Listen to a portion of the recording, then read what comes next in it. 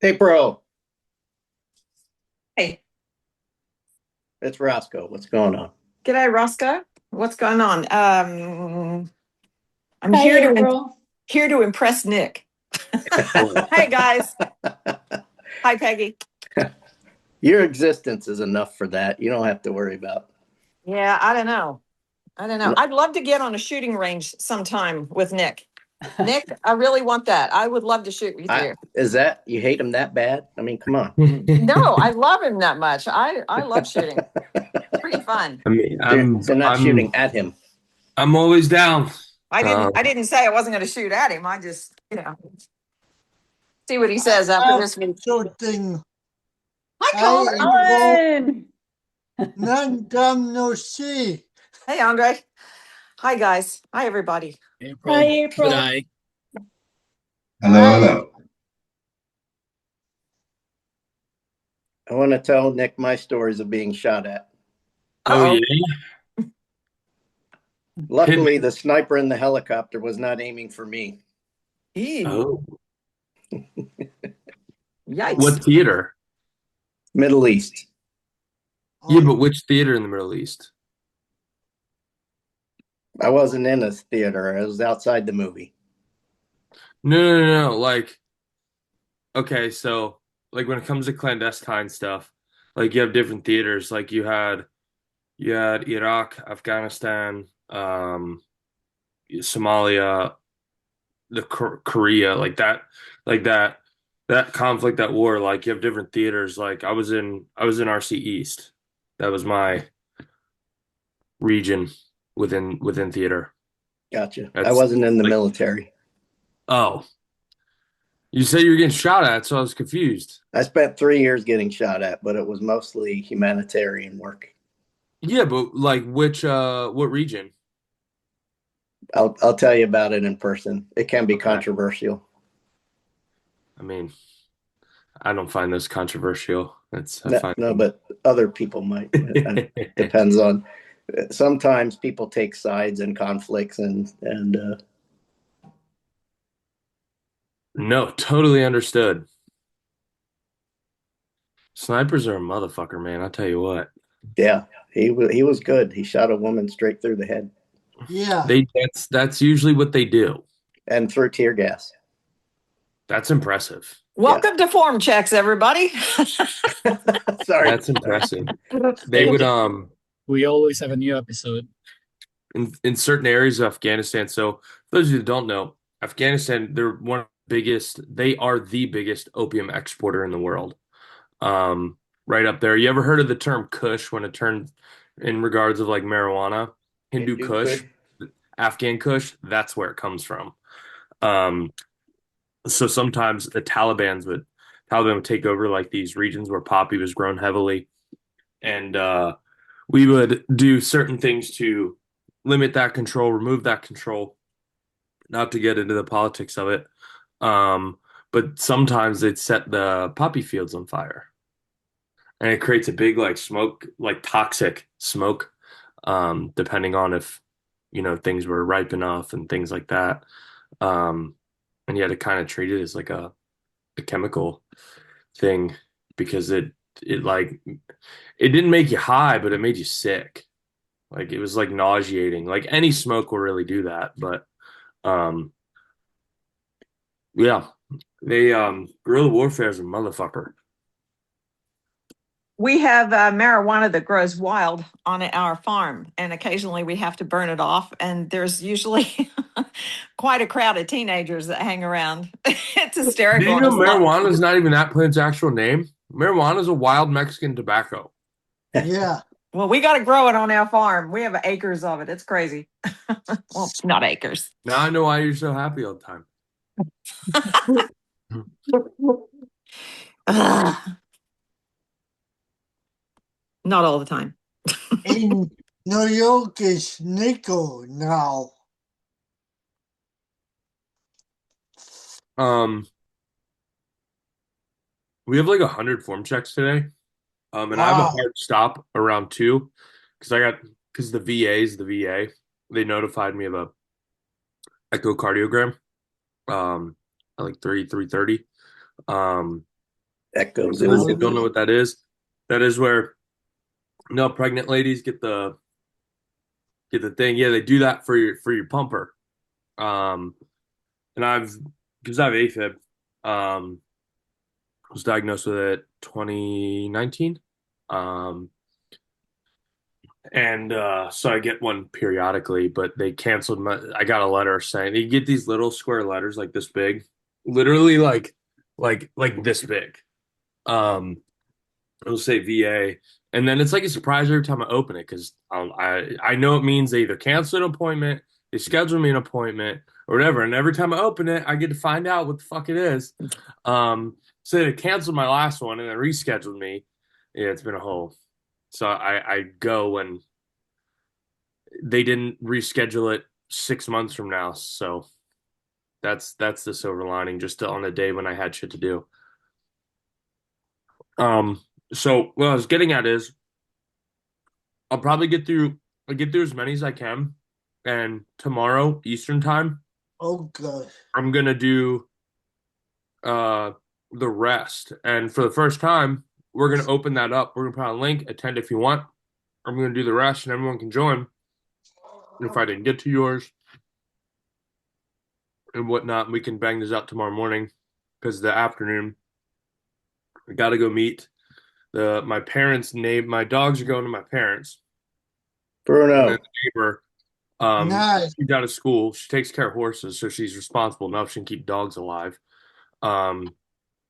She'll be watching the dogs when my parents are out work. So I got to give her the rundown, give her Hank's German commands, give Bruno's commands, and show him how the training collars work. And she'll be fine.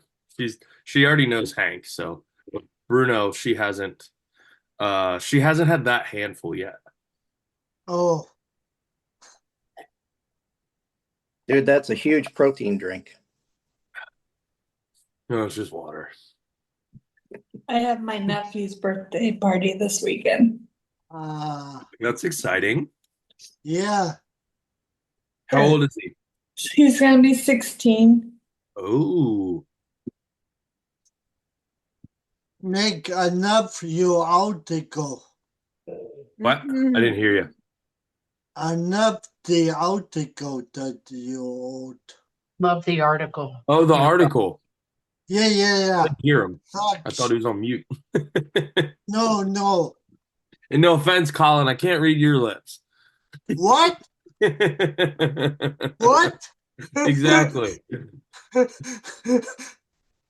All I heard with the tail end was wrote, and I was like, oh, he was talking about the article.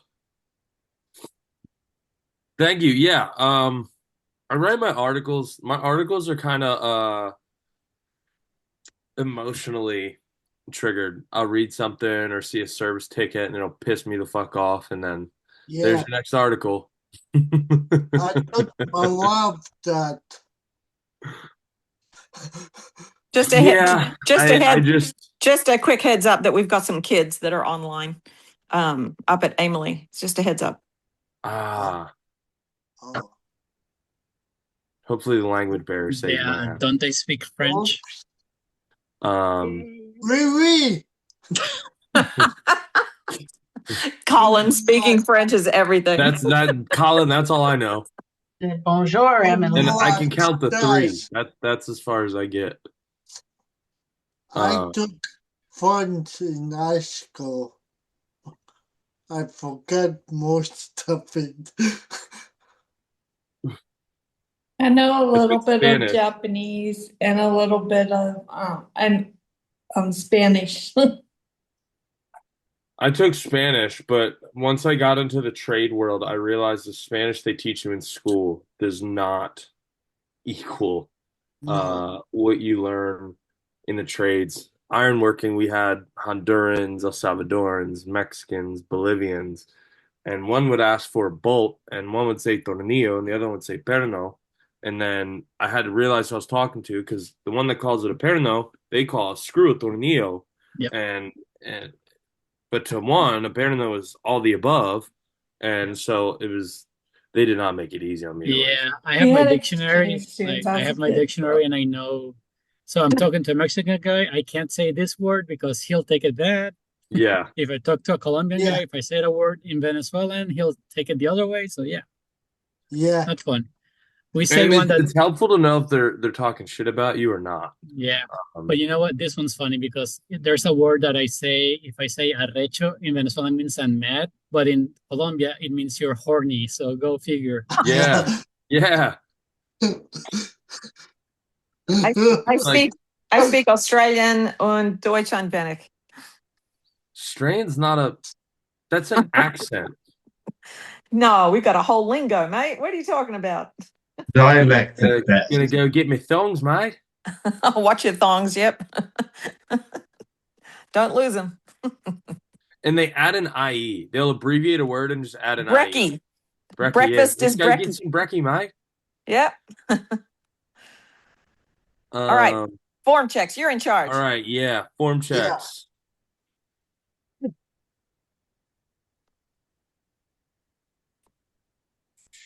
Everyone can see we're all good. I didn't mess anything up. Nick, can I ask you a question about simple curls injuring my arm? Yeah, what do you mean? So on my right arm, on the inner part, I'm getting pain. I'm getting PT Like- for like it, here? but it's directly on the elbow. If you hold your arm up straight like you're making a muscle, take your left finger and bring that finger right over to the elbow. It's right above the bone We're down here. on the inside. Here. Yep. I mean, that's a attachment. Yeah. So I think, am I curling my wrist too much and I need to keep it straight? I don't know. I haven't seen you do curls. Okay, I'll get you. I didn't have time to get a form check.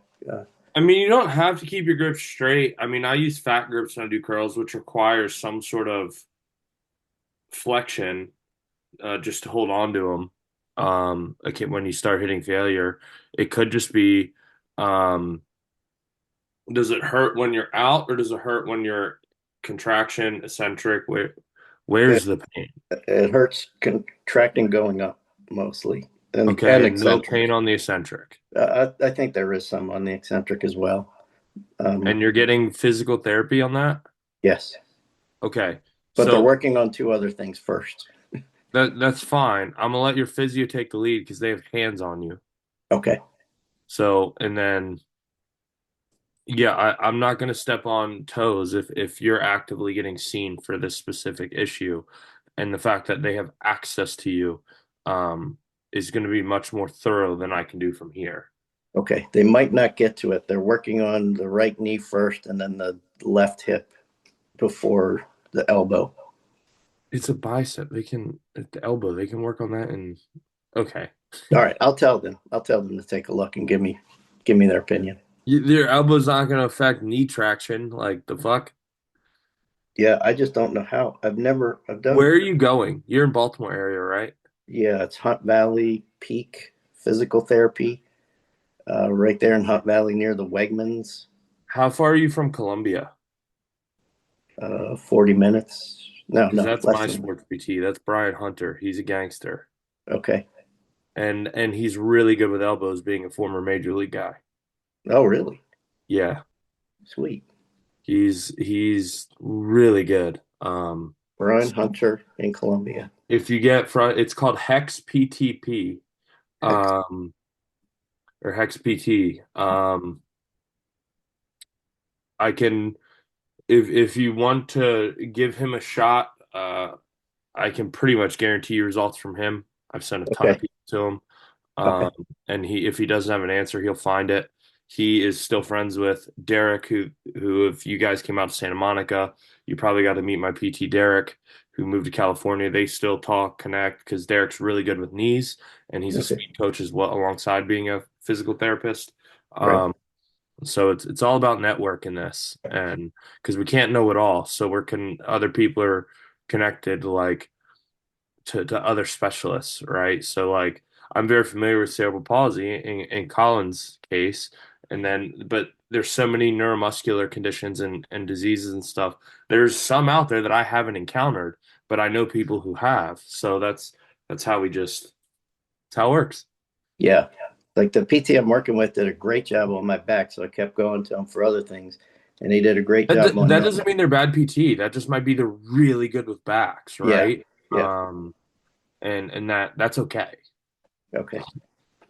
Cool. All right, let's get this train rolling. Do you have any hip specialists? That's been a 2-year ongoing thing, so I'm really looking forward to getting rid of that. I had yeah, she was a pelvic floor specialist too, but she recently moved to Tennessee. Funny, they all three of them came out of the same spot. I used to see all three of them. They'd bounce around between them for my specific problems in their specialty.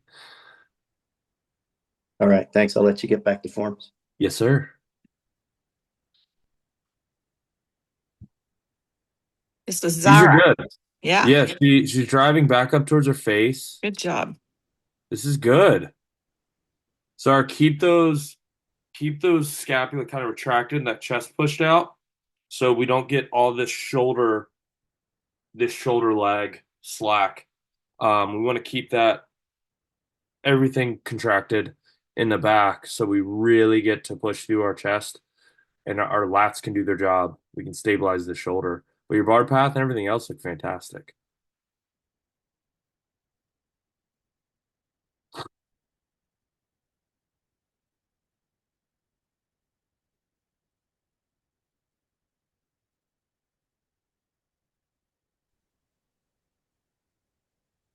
I'm going to interrupt here. It's Zara's 40th birthday today, so I think it would be cool if we could say happy birthday. Oh, happy birthday! Happy birthday. Isn't that the one they call over the hill? birthday. Happy Congratulations. birthday. Happy birthday. Happy birthday. Happy birthday. Happy birthday to you. Good. These look pretty good. These there's not a whole lot wrong. I mean, you're supporting the weight. I'd ideally like to see you get up underneath that dumbbell and keep it high to eliminate that folding as you fatigue out and really brace down into that midsection. But from the front, everything looks like it's moving where it's supposed to be.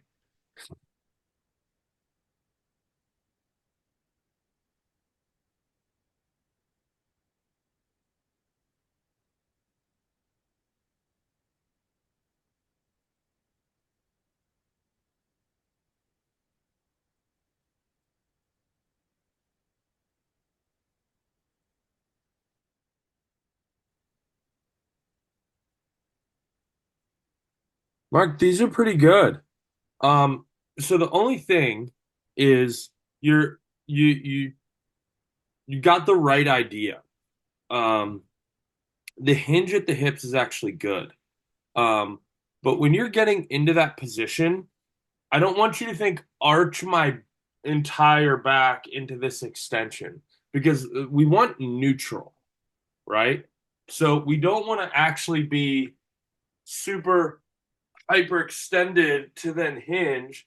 It's just simply squeeze your butt and then push it behind you and maintain that neutral position.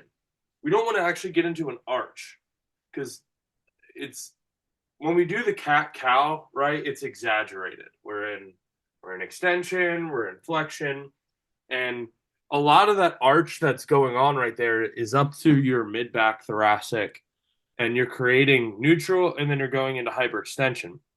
That still creates a spinal curve the opposite direction and an unneeded torsion on the other side of the spine. So it's not catastrophic. We got the right idea, but we don't need to arch our shoulders back behind our hips. We want everything in line to then hinge, and you brace down on that alignment.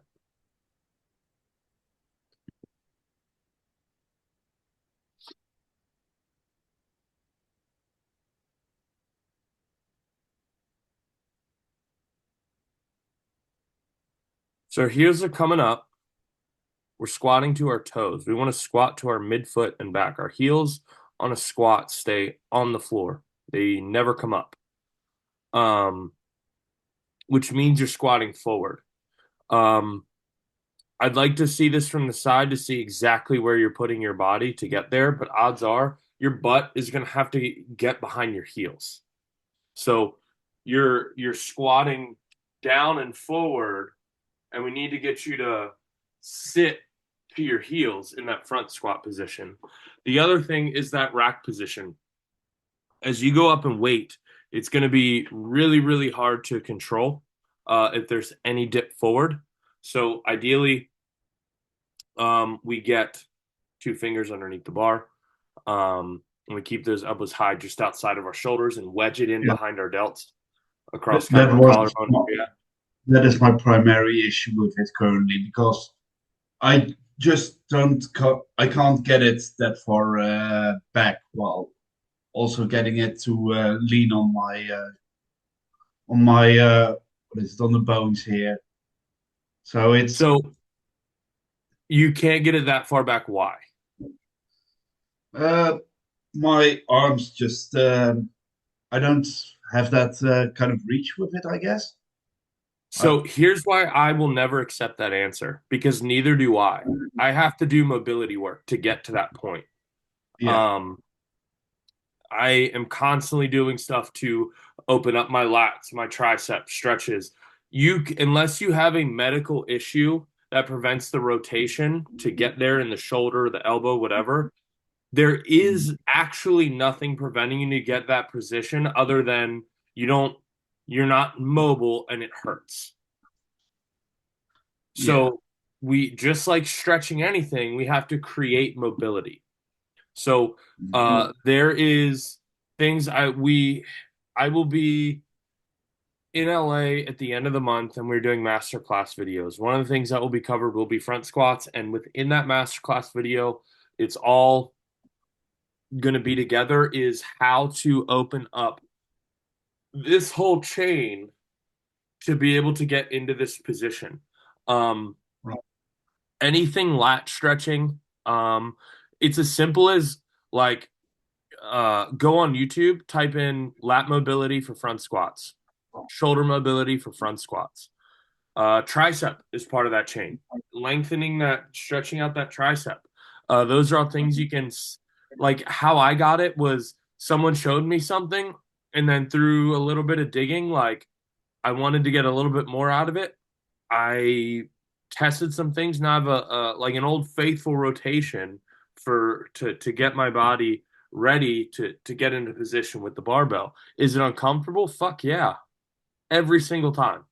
The alternative until you get to that point is, lifting straps for the bar. You take them and you loop them around the bar and run it through the loop.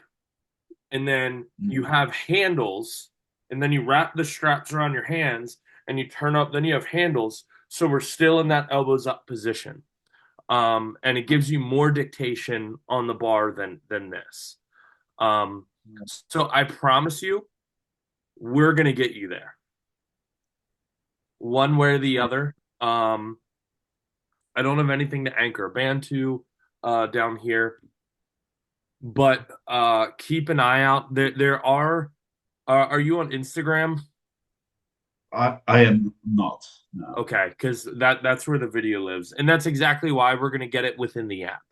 I'm willing to go as far as front squat mobility video to rack position mobility video just for people, because what you're going through is incredibly common, and that's why I came off probably a little abrasive, and but that's why I don't accept that I can't get there, and that's why I always ask why. Because if you're like, I tore my labrum 10 years ago and I built up all this scar tissue, and like this is all I have. Okay. No, if you say it should be possible, I'll take your word for it. It's just, it's not. My goal is for you to surprise yourself. Yeah. So we will get you there. And by the end of the month, there will be content on this specific thing within the app. Most excellent. But in the meantime, take straps, put them about shoulder width here, loop the straps through the hole around the bar. I don't have any down here. and crank your hands in, put like one loop around them, and then just pull yourself underneath the bar. And then it's essentially in that similar position of here without having to do this. Right. You're like this instead of pinned down. Make sense? Yeah. So it allows you to get that front rack position without the mobility. All right. And I want to see your front squats again. But I want to see them from the side. Because I'm 90% sure why you're moving the way you are, but I want to confirm it before I go do this because I might see more. But main thing being, I want you to get used to, even if you have to, set a box behind you, like a chair, a marker, and let your hips track behind your heels so you stay heels on the floor. Yeah. The hip pattern, nothing changes between a front squat and a back squat. So we got some homework. This is good. I want to see your next squat video from the side. I don't know what next week is going to hold as far as form checks because we'll be in Austria. So it might be a I'll have it by the time the next video is the next form check is announced, and which I'll be able to attend. Okay, cool. Alrighty. Thanks, sounds Mark. like Thank you very much. Always.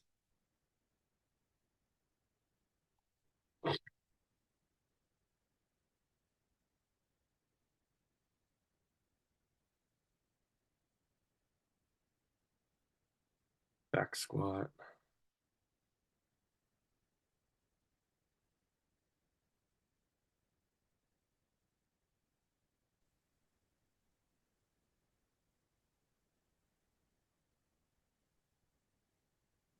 Elevated his heels a little bit, dropping right in.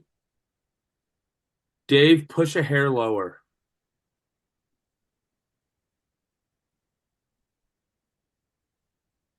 This is moving well. I like it. I like your position. I'm going to see you push for a hair lower. All right. But this looks good. Driving your knees out, fighting against that, driving into the bar. This is fantastic.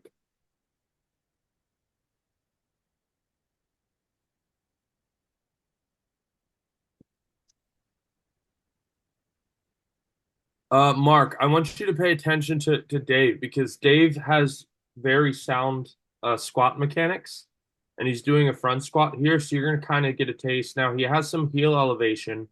I don't want you to worry about that yet. That may be something we throw in, but we need to get you moving in the right plane first.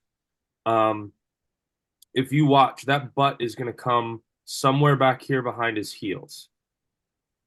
And he's going to drive up into the bar. See how you were coming down and you're almost coming between your heels? Your hips need to track behind the heel, and that is what prevents you from coming onto your toes. Right. Dave, you get deeper on your front squats and you do your back squats by a mile. Why? I don't know. Heavier weight. I don't know. That's fine. I want the depth to be the same on it. You don't need you're blazing through that 90. And Mark, what I mean by his 90, that hip line to the top of the knee, that's our depth marker. That hip crease is at or below the top of the knee. That's our depth marker. So right here where the joint meets is below the top of the knee. So he's absolutely nailing depth here. And that's what I'd like to see out of your back squat, Dave, is to get closer to this depth. Again, your squat mechanics on both, I love them. I want to just kind of let you keep progressing through this and kind of working and see what kind of happens, comes out. Because I just don't want to overcue you because I really like how they're looking this week. Cool. Well done. Thanks.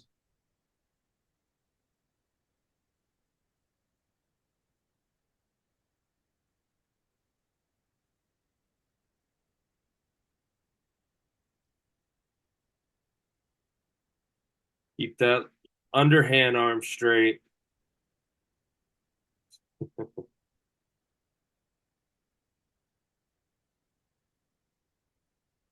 Otherwise, I mean, you're 3 for 3 today, man. You're moving incredibly well. Toes slightly pointed out. The reason why you'll hear me say that all the time is because if you try and stand up with your toes pointed in or even pigeon-toed, try and squeeze your glutes. Then point them out even slightly, then try and squeeze your glutes and see which one makes it way easier to get that glute contraction.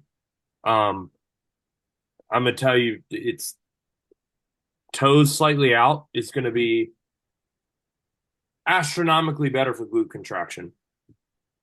Okay. So Dave, I mean, I don't have much for you, man. This week, I really liked how everything looked. You were together on all of your lifts, very technically sound. Um,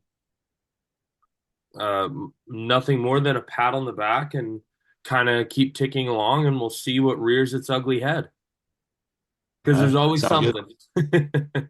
Right. Well done, man.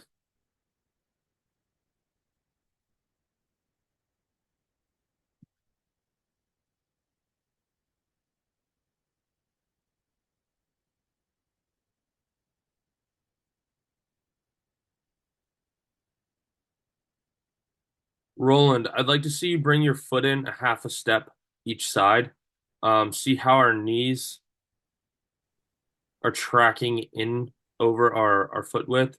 That means we are outside of our hip width, I think, slightly, because typically the width that our femurs align out to the knee, then down to the foot, it would create this straight line.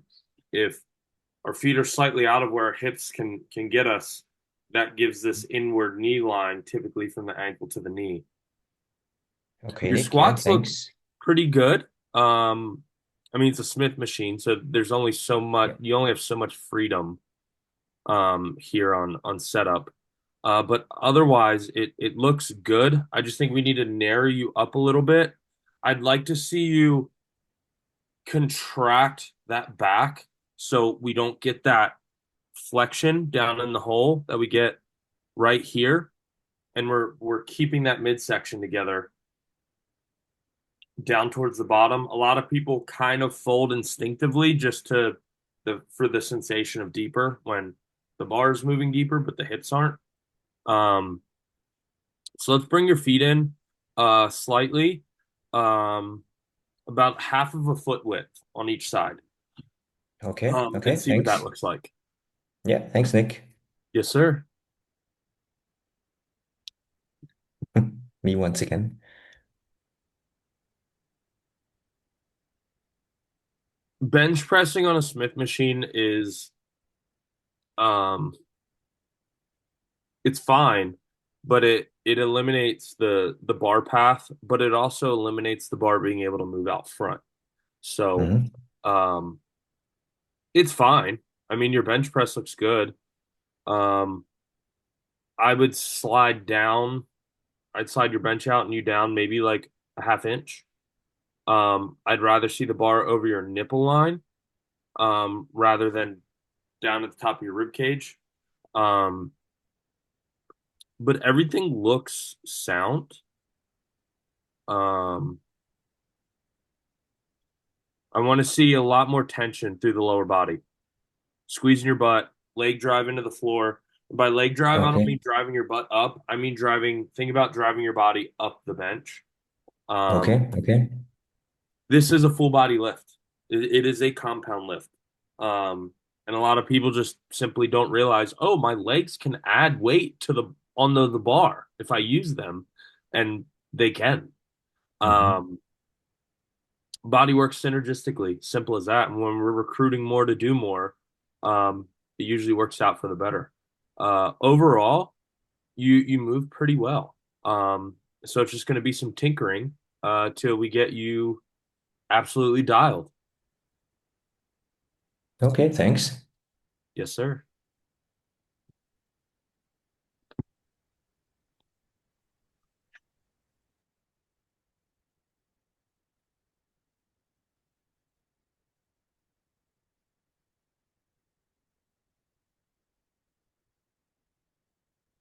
Better with the lower back position, Brighton.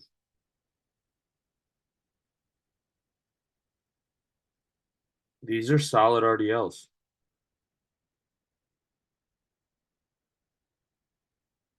Look at that. Nice and flat. A little bit of flexion in the upper back. That's okay. Flexion from about here up is fine because it allows him to utilize that arm length and get better leverage. This is very, very nitpicky stuff. Fine tune on the deadlift. You'll see a lot of high level deadlifters deadlift with mid and upper back flexion, me being one of them because my wingspan is longer than I am tall. So I have within the mid back, we have a shit ton of big muscles here. In the lower back, the reason why this is so important is because that's where torsion on the deadlift is at its highest. It is highest in this area. So there's so much more up here to support this flexion and be on the side of leverage in your favor than leverage when you're in flexion here. We're in torsion and losing leverage. And a lot of stuff connects down here. There's a lot of muscles that kind of do all this, that run down into the groin area and things like that. So that's why this being together and composed and in neutral, which it is, and then we get into some thoracic flexion, that's okay. Because the erectors are massive comparatively. So Brighton, this is a good RDL, man. He's not going past that point where he breaks any sort of neutral in the lumbar. He's hinging well. He's accelerating and squeezing. This is fantastic. Good job. This is the best they've looked. Keep those arms straight though. That's the main thing with that underhand.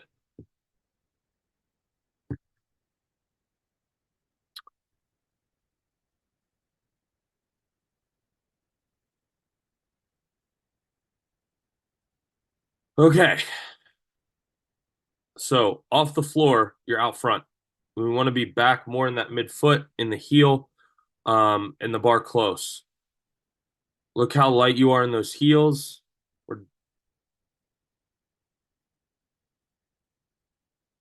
See, those heels are virtually peeling up off the floor. So we need to get you back into that midfoot, bar close, bring that chest up for the clean. You have a wider grip than your deadlift. That's great.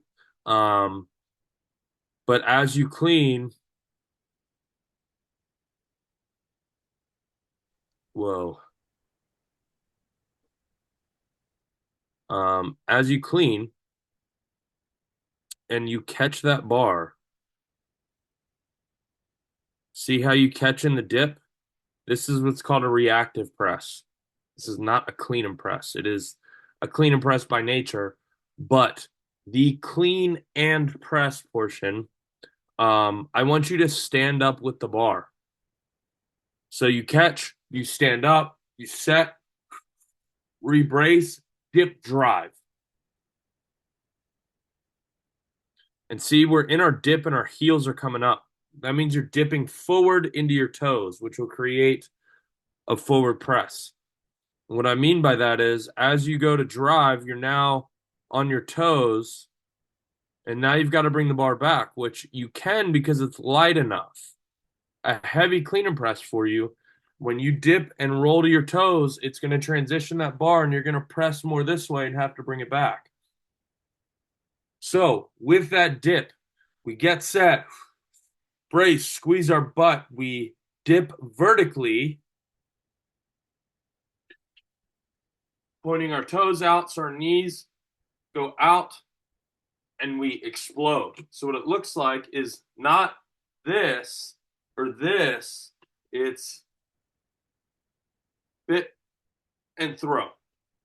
And then after we finish that drive, we start on our midfoot and heel, and then as we start to drive, then we finish rising into our toes as we are actively throwing the bar. But your heels should be glued to the floor on the dip.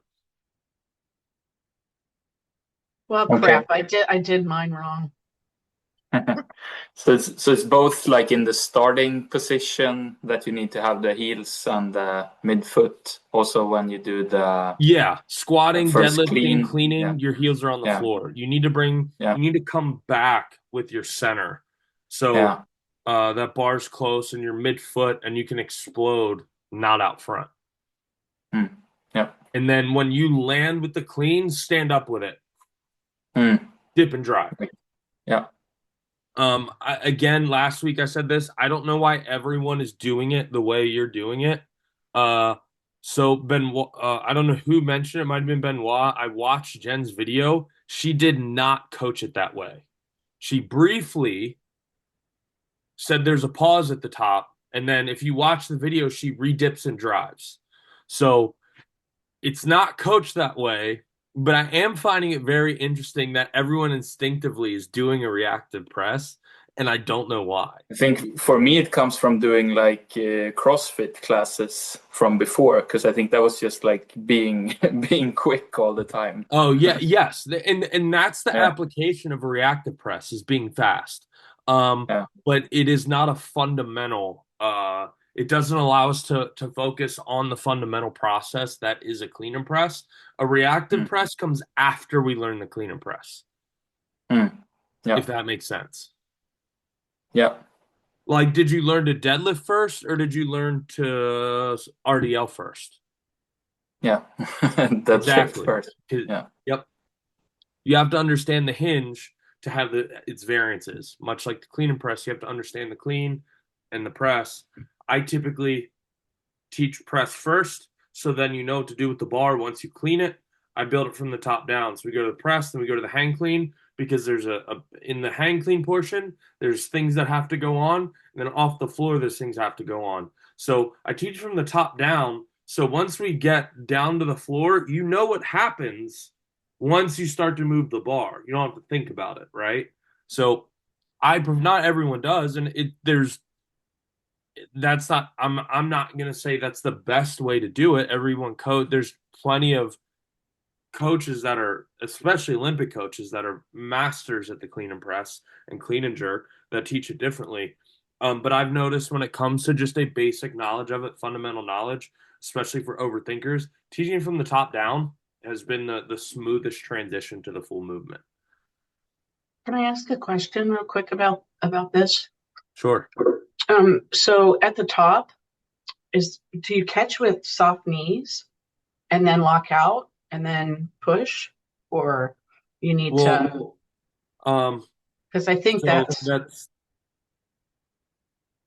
you can, but the whole portion. So you guys are seeing people catch with soft knees. So if I'm exploding with the bar, I don't need soft knees to catch it. The reason you're seeing a lot of people on the internet do things with soft knees when they catch that bar is typically on a heavy clean, we have to get under the bar, because it will only it may only get up to here. So then we have to meet it and catch it and stand up. So you've probably maybe you've heard of the term of a squat clean. When you watch Olympic lifters in the Olympics, they're going bit and they're coming up because the bar is only coming to here. So when that bar is floating, they're pulling themselves underneath the bar and catching it, and then front squatting it up, getting set, and then pow. So when they dip and throw, it probably only throws to about eye level, and then they're pushing themselves underneath the bar to split jerk. So the soft knees come from the jerk, i.e., a squat jerk and a split jerk. So if you're cleaning a bar, ideally, yes, you can catch it with soft knees. Bip, have soft knees, ease the blow, receive the bar, totally fine. But if you're not standing up after you catch it, you're missing the entire setup portion for the press. Yeah, So I mean, why for I'm me, choosing my words carefully here, so Right. you don't overthink this. Yeah, I mean, for me, soft knees is exactly what you said. It's softening the blow, so it's not a jolt per Yeah, se. that's fine. But then understanding that you have to stand it up after that and then push. It's just maybe a nuance I didn't understand. So It's not even a nuance, it's fundamental. yeah, right. Yeah. It's how you're supposed to that's do it. totally fine. If you're just catching the bar and dip, receiving it, then you get set, and then dip and drive. Got it. Okay. Totally fine. Thank you. I appreciate that. Yes, ma'am. All right, Andres. So you can skip my video at the end.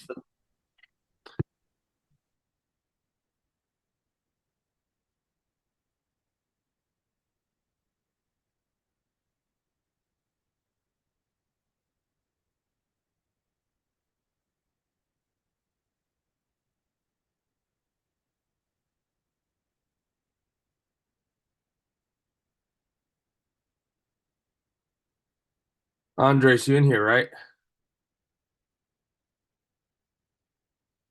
Well, he was. All right. So as he's descending, watch those heels. He's coming forward and he's simultaneously folding. A little bit of fold, but he's forward. That bar is over his toes versus over that midfoot. That's why he's coming forward. So that means he's coming down and forward, creating the fold, making it harder to resume him getting down below or at depth. It makes it harder down there. And he's not back onto his heels and midfoot until halfway up. Andres, I think it's time we throw some plates underneath your heels and we get you into a little more anterior pelvic tilt here. That'll make that happen by elevating those heels. Because we are folded. I'd like to see your squat from the back at a 45 or the front from a 45 so I could have a better view of your from the waist up that isn't covered by the plates. But I think we're going to elevate your heels, and I want you to get used to getting down to that depth and maintaining some sort of rigidity in that upper back. So yes, we brace and bear down into our rib cage, but we don't continue to fold to get depth and come forward. So you coming forward at the foot is waterfalling up your body and creating where you're landing at in your squat.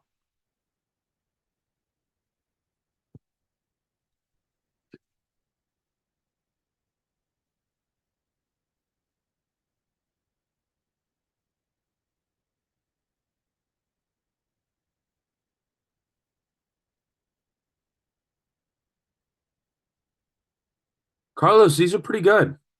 We can get deeper. I'd like to see this hip line come below the top of that knee. And I'd like to see you stay, again, midfoot back with where you're at applying your weight. I don't want to see the heels and the midfoot light. I want to see that loaded. Otherwise, your squat looks overall pretty good. We just need to get you used to go and keep those eyes up, keep them forward. Don't look down. Your body follows your eyes. And stand all the way up. Don't make the reps on one thing. Down, up, rebrace, down, up, rebrace, down, up, rebrace every single rep. So we're generating tension start to finish. Because odds are if you're connecting them like that, we're too light. But I don't need you jumping up in weight just yet because I want to get you used to the full range of motion.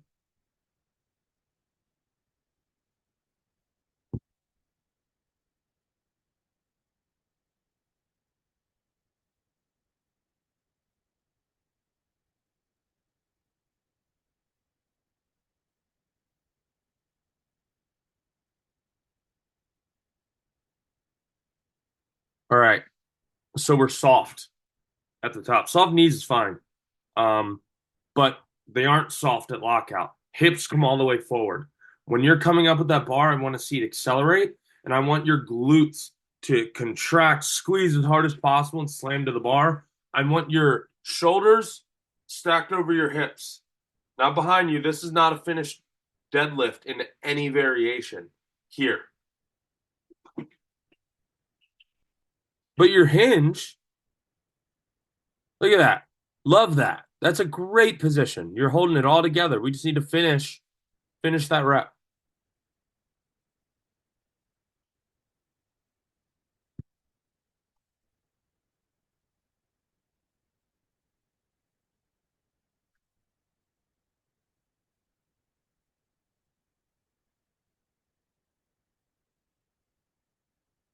Jonathan, not bad, my dude.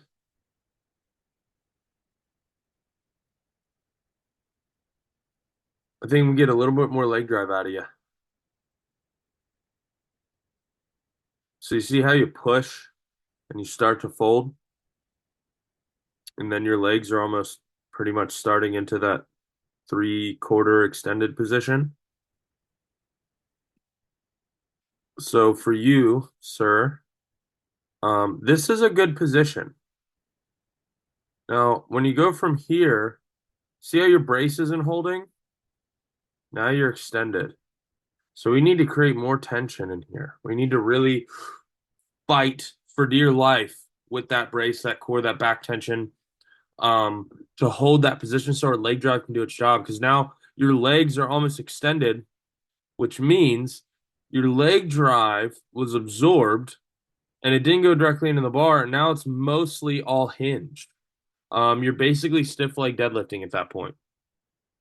So we need to get more quad involved into this, and it's going to be coming down to holding that position at the bottom, not allowing. This is a matter. Typically, when I see people's hips rise, that's where we adjust their deadlift position. But this is a matter of this one's little. This is a nuance. His hip position is fine because he's not rolling forward a whole lot. He's coming directly all up, but he's coming up because he's not maintaining the load here. So it's that brace. It's hard, man. You got to squeeze for dear life and hold this in position, because as soon as you input power, that neutral gives out. And then now we are folded into flexion.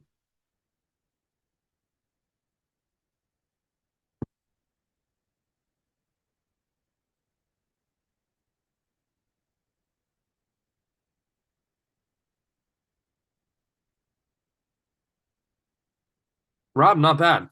So when you deadlift the bar for rows, stand all the way up, get your brace, set your back, then hinge down into position and start your rows. I'd like to see you more bent. I'd like to see a little bit more along this angle. Because as you got deeper in the set, we kind of lost position. We're higher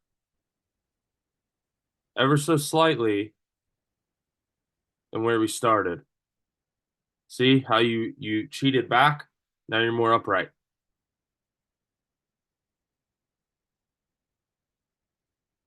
Well, that's fancy. I don't know how to do that. Barely know how to operate Zoom. Okay, so I see you read the article on being explosive. Way more weight. That's right idea, incorrect execution. So there needs to be some sort of resistance with the explosiveness. First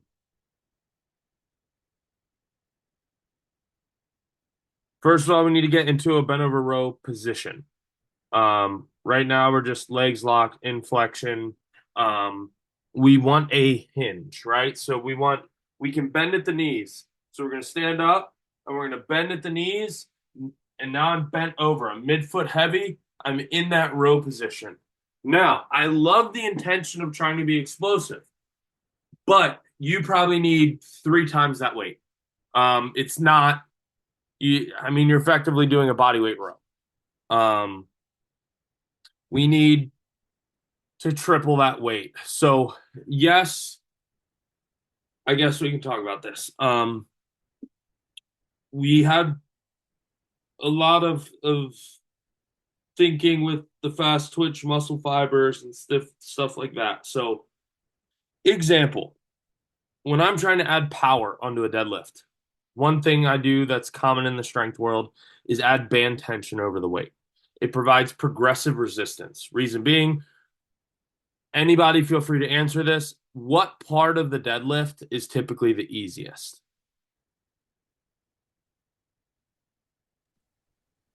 Okay, not everyone at once now. The top. The last top part. of the deadlift. I was going The to say last, dropping like, the weight.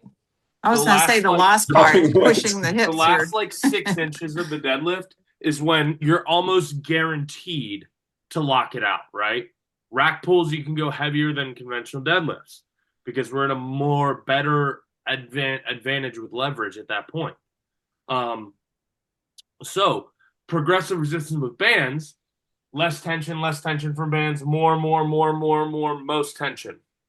So it kind of, and due to how bands operate, you need velocity to pull through the tension, or else it'll pull you back down. But to compensate, we go on a lighter load on the deadlift. So say I'm doing speed work. Typically, I do speed work at about 50 to 60% of my 1 rep max any given day. That percentage is just a target. I might be at 48. I might be at 54. I might be at 50. It's just a target for effort. With bands, I'm going to go with probably around 50% when I'm trying to do speed work, or somewhere between 40 and 50%, and add about 150 to 200 pounds of band tension to provide progressive overload towards the top, which will force me to accelerate.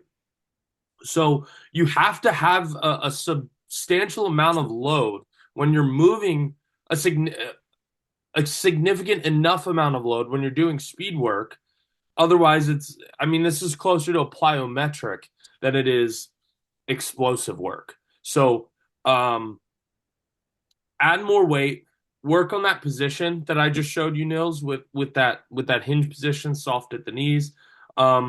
You need to add way more weight on the rows. So if you're not adding, when you're working up to, say, sets of 3, I don't expect those to be explosive. It's heavy as fuck, right? Like, you're not going to have explosive sets of 3 if you're going for that last set mindset.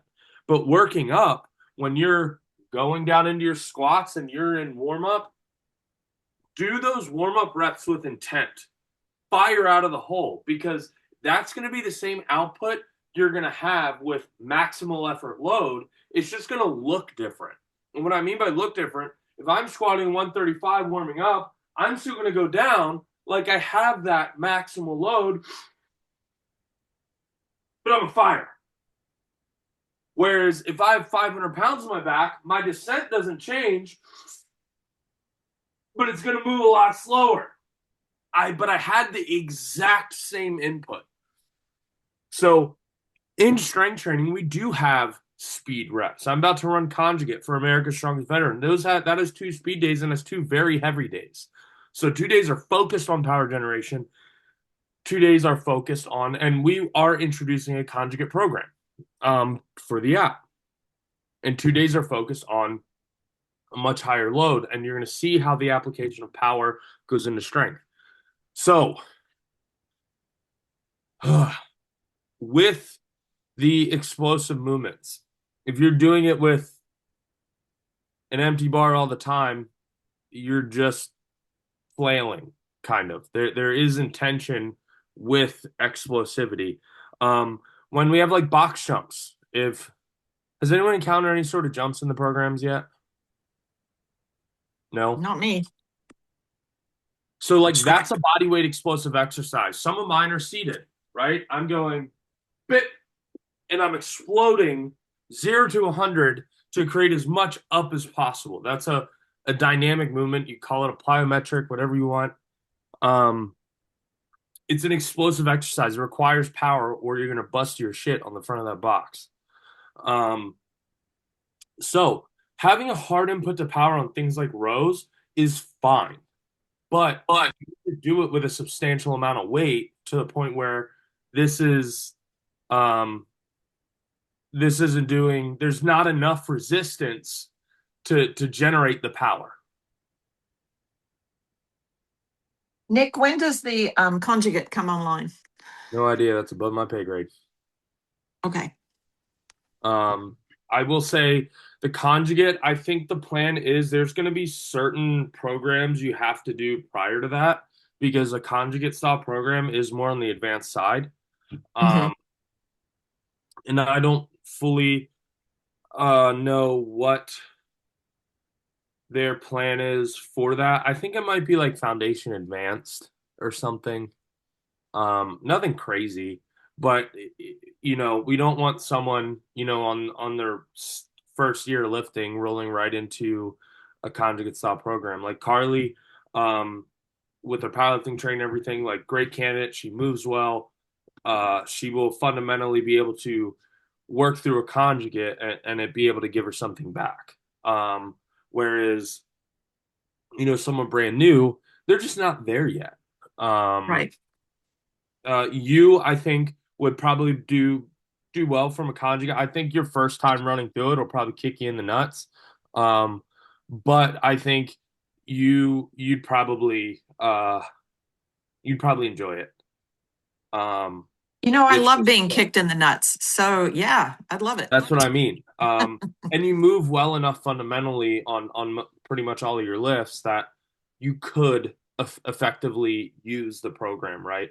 And it's not an issue of competency. I mean, there's always that. Let's be honest. We're talking about humans. There's always a level of competency in everything we do. And certain programs require a level of movement efficiency to be able to get what you need from that program. And I don't want everyone overthinking this, because example A, workhorse, the fundamentals that come with cleaning and pressing in that program. Like if you've never clean and pressed, you're gonna be like, what the fuck am I doing? Like there's a certain level of fundamental skill and movement pattern that is required for certain and understanding of effort. Like conjugate, you have to understand effort or it will run you into the ground.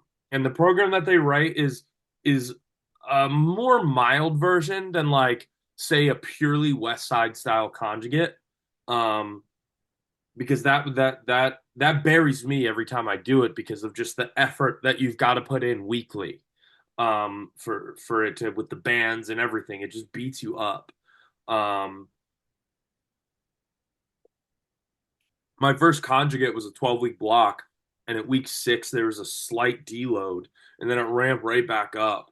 And at week 6, like I was hurting. So it just is a higher level form of programming. It comes from, a very strength-centric fundamental environment that brought conjugate, to the world and made it popular. So it's just not for everyone that's not there yet. That I guess that's the best way to say it. Like, but that doesn't mean you can't eventually. It's just there's a risk, and if you're not there yet, you won't get out of it what it has to offer, if that makes sense. It does make sense. Yep. Cool.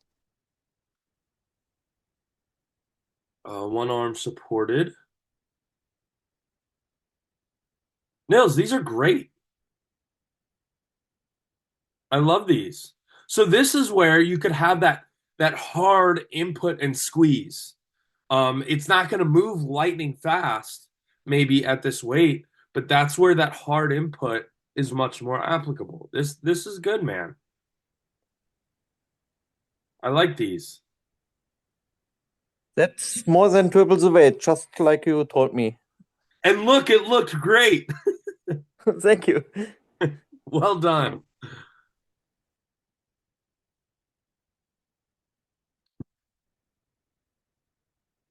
At least these aren't bad.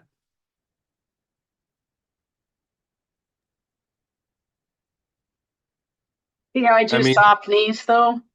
Yeah, you just need to stand up there. Okay. And your clean feet, your clean foot setup, this is what I mean. For mine included, the way I clean the bar, my foot placement is different from when I press. I see. So I'm gonna be, I mean, you're deadlifting now. I'm fine with you being in a deadlift position because I don't think you have any aspirations of being an Olympic lifter, not to my knowledge as of yet. Not I'm okay anymore. I'm okay with you cleaning the bar this way because it is safe, it is fun, it is fundamentally correct hinge pattern. That's okay. But when you go to press, you catch, and I want you to widen up your feet slightly with that toes out angle and then dip and drive. Okay.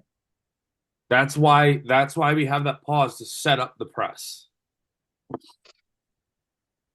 But I didn't hate that. You've got your Yay. I mean, especially I have I know what, hurdles you've overcome and things like that with your back and stuff, and to see you moving in this dynamic plane makes me happy, and it's going well. The other thing, if you're going to use leg drive, we need to fight for that front rack position where it's actually on our body, not hovering in our hands. Okay. Like a front squat. So you're trying to push press in a strict press position. If you're strict pressing, that's fine. Okay. If you're push pressing, watch what happens when you dip with your arms. You see how there's that slight sag? Yes. That's because unless that bar is on your body when we dip, this is a suspension.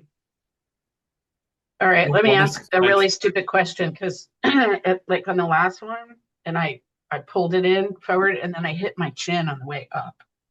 That means you can get your head out of the way. So when we're here, our head's back into neutral and our chin goes slightly up. And when we dip and drive, we go with the bar and get through. So our chin actually raises when we're in this position. So I'm here, bit to make clearance for the bar. We never move the bar around our body. We move our body around the bar. Okay. All right. So, slightly embarrassing thing to discuss, but necessary. So I kind of have to move the bar around my boobs. Yeah, you're not the first. I don't really know quite how to. I mean, I could try to squish them. Nope, it's extension. So you're trying to maintain a vertical clean. Right. When you learn to get into extension, look where my chest position is now. All right.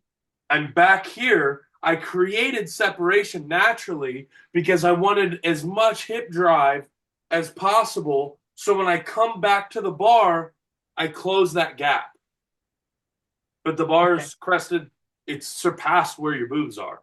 So we come up into extension. I'm on my toes. So triple extension with the clean is super important. So we're coming up and we're getting into that triple extension. So then when we get here, we're getting back into position under the bar and we stand up. All right. So you were never getting into that full extension. You were coming up and you're going like this.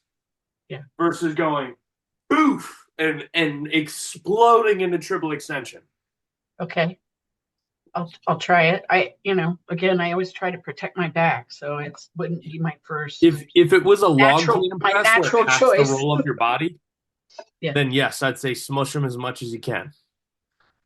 Because you have a giant speed bump to roll the log up. But it's a matter of positioning for you in this case. Okay. And when that bar's flying and you're in extension, your spine's not loaded with the weight because it's moving upward. Then when you come back under it, then you're back standing upright. Okay. So I need to straighten before I catch it, before I have a load on it. I mean, you need to come back into position. So Come like, back in a position. yeah, you need to. You hit that triple extension. You come back. You attack back to the bar to catch. Okay. Versus, because right now you're moving the bar and then pulling it in and flipping it up.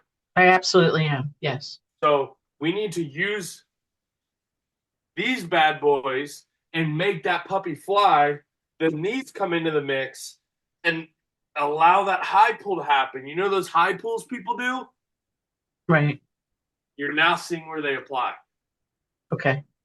So that's why I want people hitting that triple extension, because this is the position before we catch. Okay. All right. I'll try it. Yes, ma'am. Thank you. Oh, whoops.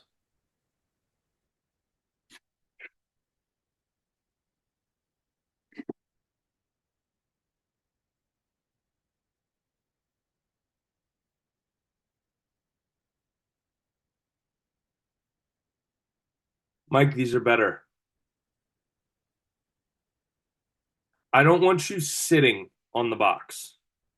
I want you coming down to where you feel the box, and then you drive back up.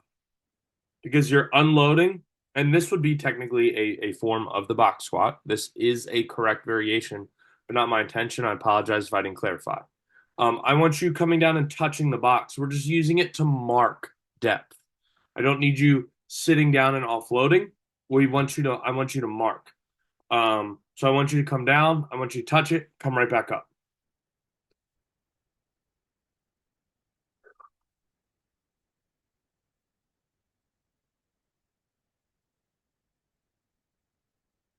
What do you have? Sorry. How are you sitting? Is that empty? Because like, I feel like that should just collapse. You put a lot of faith into that. These are much better, man. Got a little unstable there, but this is really good. I want you to now fight for more depth, get deeper. But otherwise, this is a night and day difference from that first video you sent me. Well done. Now we need to roll on the depth.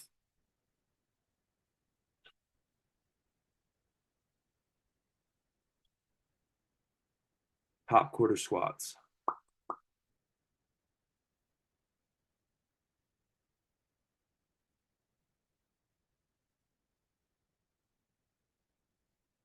Overloaded. I like how heavy that unracked looked. That's what these top quarter squats are for.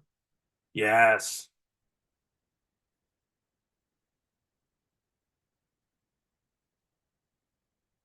Yep.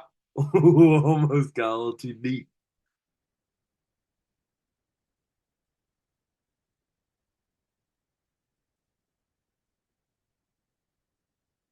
Rob, that's exactly what I want to see out of top quarter squats, people, is that high effort overload. That's the point of the top quarter squat. It's the same, it's the rack pull of the squat. It allows us to overload a big portion and create power generation through that ROM. And honestly, there's something to be said about the nervous side of it and getting us used to having that massive load.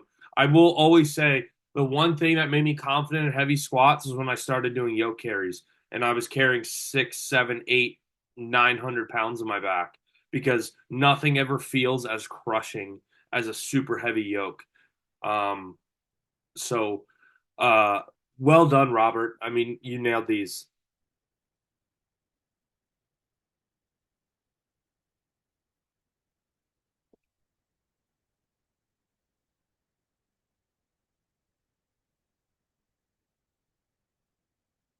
A little forward on our grip. Yep. Amelie, well done. I know you're just getting back to it. That's a really high trap bar. This is like an 18-inch deadlift. The one thing, pay attention to where you're grabbing the bar so we do get center. Two, the way you jerked on the bar. I don't want jerking on the bar. I want a nice, steady input pull from tension. So you braced. That all looks fantastic.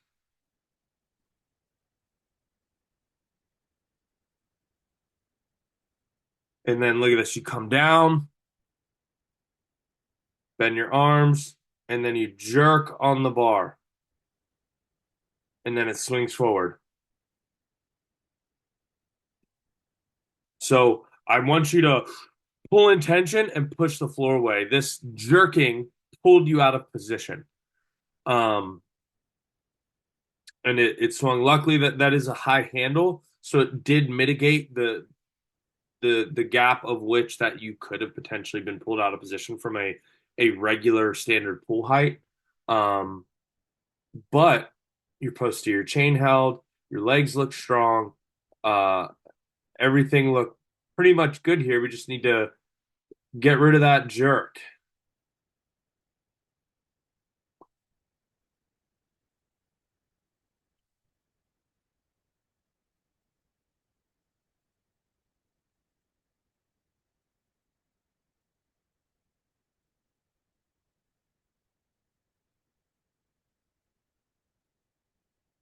Yes, much better.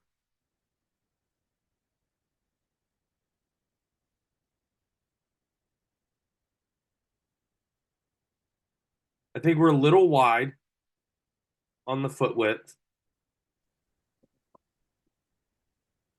All right, so Amelie, let's bring your feet in, and now let's start dropping your butt into the clean position a little bit more, because we are a whole lot of hamstring and lower back. So a clean position is slightly lower than our deadlift position. It's a very quad heavy movement. So we're going to bring your feet in a little bit. We're going to put them right under your hips, and we're really going to sit down and maintain a position that is going to be, instead of your deadlift position, we're going to be somewhere in this position. So when we clean, our hips can come through much sooner. And this is why this is a very, especially remotely, a very tedious process, is because she wants to learn to really clean and press. So we're going to get her into that clean position, which is going to be much more quad dominant, and less hingy, if you will. So the butt's actually going to come right here. Our hands are going to be slightly wider because we want it to land here. It gets us in a better position for that high pull part of the clean. But she's catching it. To make that catch a little bit easier, Amelie, I want you actually jerking underneath the bar slightly. So as you come up, you hit into that position, and instead of trying to bring it back to where you've hit extension, when that bar floats, we dip underneath the bar and catch it. Just a little bit of I don't need you squat cleaning it, just a little bit, and then up, we get in position and get used to doing that. So we're going to get a little bit lower off the floor, trying to clean, bring our feet in a little bit narrower. And then I want you to kind of dip and catch the bar right as it lands. Meet the bar where it's at. But this is fantastic. This is a far cry from when you first started cleaning months ago. I'm very happy with this. Good job.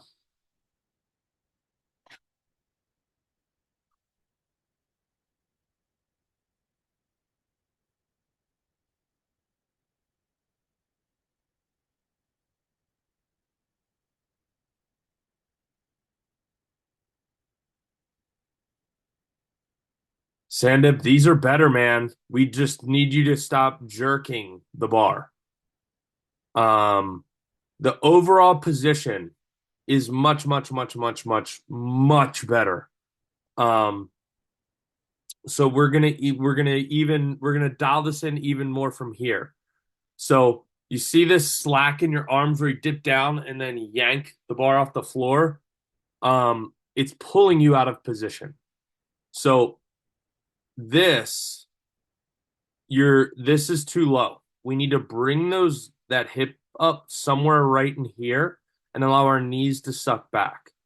Then we're going to pull the bar in, make sure it's directly over that midfoot, directly under our shoulders.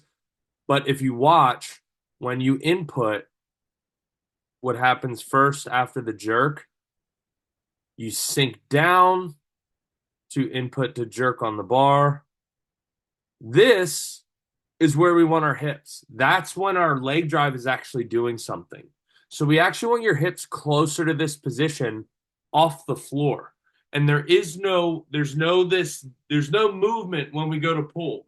We get into position, pull in tension, push the ground away.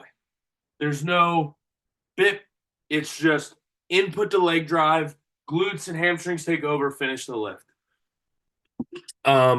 So no more jerking on the bar, but we are getting closer every single week, and this was a big breakthrough, I think, into how your deadlift has looked in the past. So this is really exciting to see. We're getting there.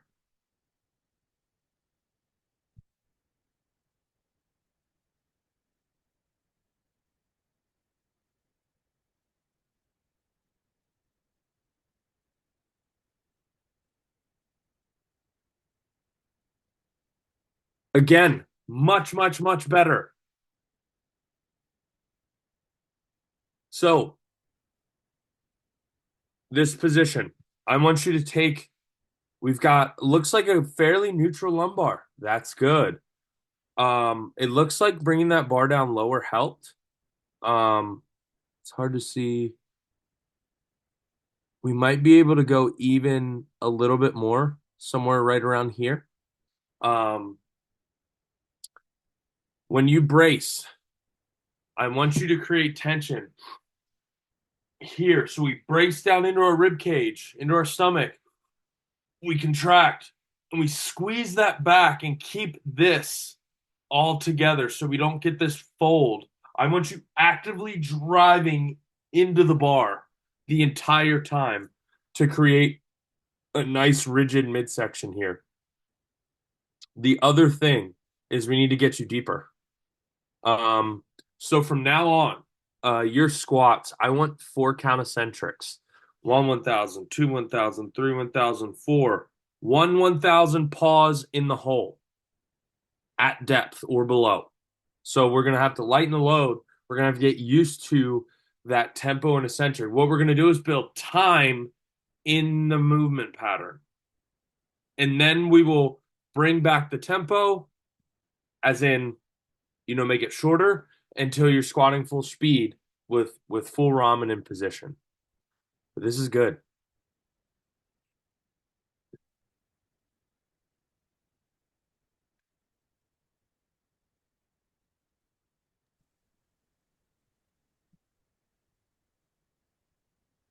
I mean, the pause screen looked good.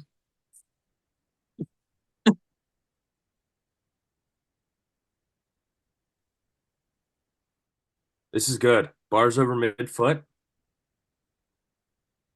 You're just a hair high. That's it. Just a hair high. I can see you feel it start to go, and I see you actively fight back into the bar. That's fantastic. Conscious input, like on-the-spot adjustments to getting you back into where you need to be. April, I love those. Well, I think they're a little bit more stable. I know they're not low enough yet, but they're definitely more stable. 1,000% more stable. You I mean, can do it, people. You're creating stability Thank you, Colin. before you start your squat, and then you're driving it down through the whole range of motion. We just need to get you deeper, and that's easy. I'm sorry, it's easy. It is. It's having someone sit down lower is easy. Okay. That I'm not worried about with you. I know depth will come. All right. Okay, I'll keep at it. Thank you. Yes, ma'am.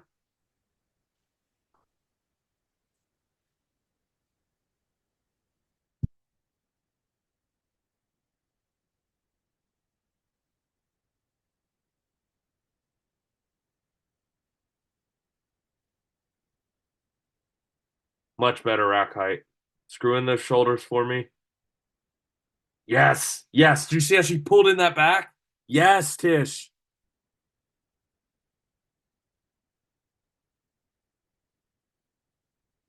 Only other thing now is squeeze your butt. Get those legs involved. But the pressing part, the upper body, you nailed in that bracing cue with cranking in the shoulders into the lats. Yay. Well done. Yay, thank you. Now we just need to get some leg drive. Yeah. One Squeeze thing your at a butt, time. drive yourself up the bar, not up into the air. Okay.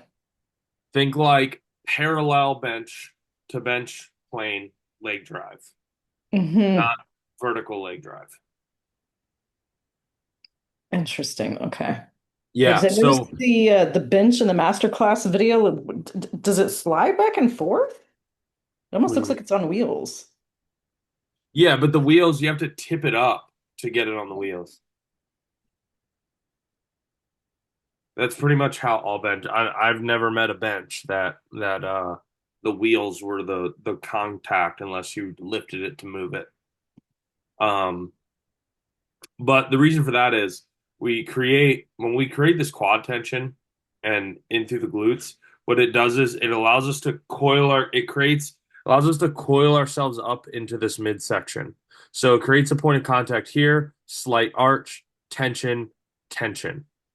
So it creates a full body tension, and we get into this arch, subtle in the lower back, and it allows us to drive ourselves into our lats way heavier. You'll have a rep, almost everyone when it comes to this.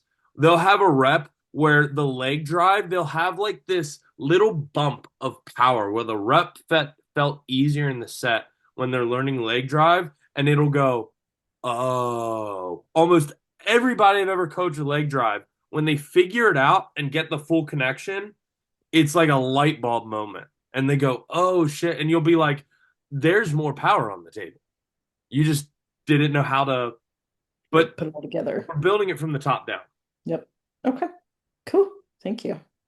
Yes, ma'am.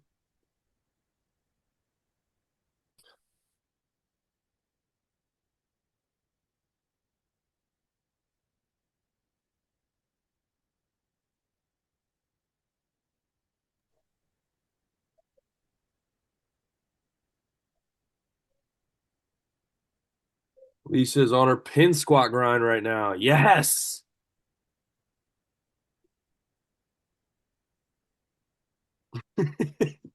She maneuvers to get under there. So one of the it's just fun for me as a coach. Fun fact that makes me giggle.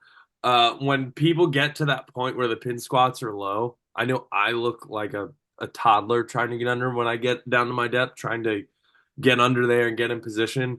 The way people like figure out their way of getting under there always kind of cracks me up. And because I'm intimate with what a pin squat is, I know that point is coming, and it always makes me laugh. Like she does this little like shimmy, and everyone's got their way.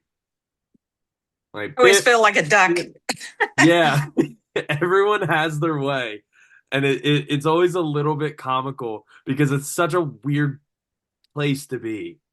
But her execution is outstanding. A little bit forward on that rep, but she fights back into position. Her whole body shifted back into the midfoot on the spot correction.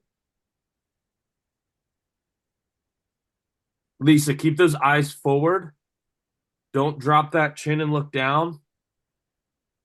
And drift forward. We want to keep you in that same plane. But I like how these are ticking along. We want to eliminate that. That was actually your best one. See how as soon as you pick up, the bar comes up and back immediately? We want to shoot for that margin every time. But your position, everything, I'm loving it. I mean, you've come a long way with these. Awesome. Thank you. Yes, ma'am. I should record just And so there's it's my level step playing stool. field. I should record a video of me when I have pin squats and just to show how dumb I look trying to get into position at the bottom, just so it's an even playing field for everyone. You guys can laugh at me.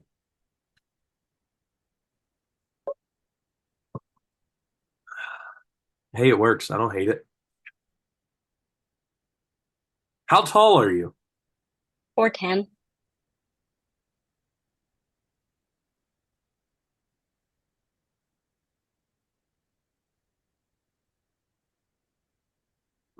Just a little pocket Hercules.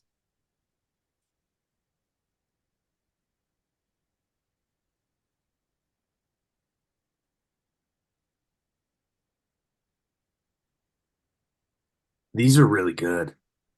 Yes, yes, yes. Didn't even fold down here at all. Was on the struggle bus, but she maintained that brace. Lisa, do you have intention of competing in powerlifting? Not specifically. I mean, I think it might be cool at some point. I'm I getting think it's definitely close on the to table. twice my body weight and close to like 1.5 times my body weight for squats. All I'm getting at is I think it's definitely on the table for you with sometime in the somewhat near future. I mean, you're moving Yeah, well, I you're think squatting I well. think I'm the kind of person like I'd have to find a person like to help me walk me through it, like in person. Where are you located?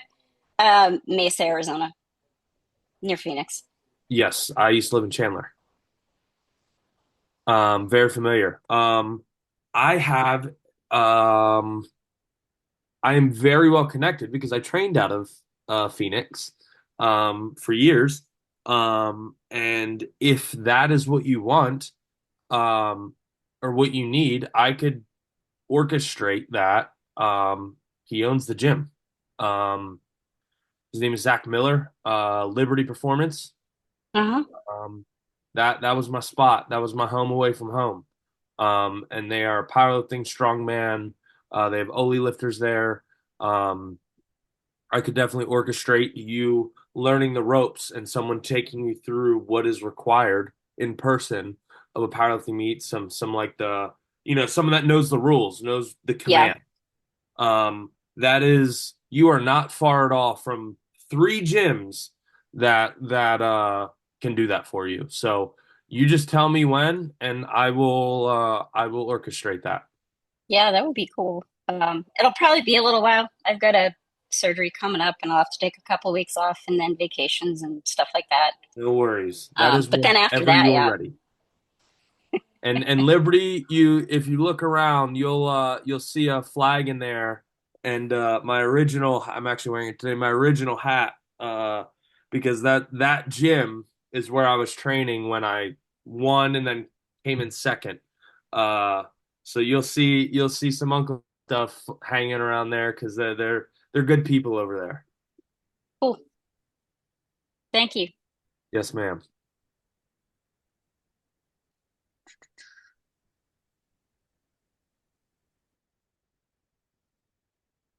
These the V sit-ups. These are good.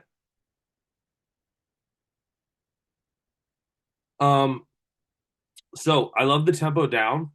The Jacqueline, for the concentric, the contraction, I would like to see you getting that upper back as far off the floor so you're contracting here to bring that upper body up towards your toes. So I'm gonna look retarded doing this here, and I'll probably hit something. Keep in mind, I don't have the posterior mobility that you have, so my legs will be much more bent because I can't even touch my toes without bending my knees. So, strongman problems. So what I mean by that is, can everyone see me? Yes. Okay. From my upper body, I'm gonna be trying to get that off the floor up towards my toes. So with that being said, I'm doing less with my lower body. I'm aiming more for that 50-50. Now again, my legs would be much more bent because that's just my range of motion. You see, I'm trying to get off the floor. Yes, I'm raising, but I'm contracting, squeezing hard, and then lowering myself back down. And what that is creating is much bigger and stronger of a contraction through that midsection to lift. You're trying to basically lift your upper back and butt off the floor at the same time. That's not physically possible because we fucking snap our spines. But that's the intent, right? That's the physical cue I like people to imagine, and it's hard. The more you get, like, where the sports bra is, somewhere in here, that coming up off the floor on that initial contraction, like trying to get this up off the floor up towards those toes is what I want to see. The way you're doing it isn't bad, but I want to see you brace and then go.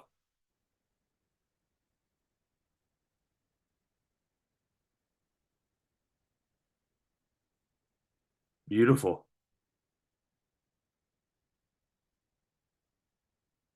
Nailed these. On the money here. Look at that. She's keeping the same position from the way there. She's not swinging around. I can see the contraction happening. Reaching, controlled. Well done.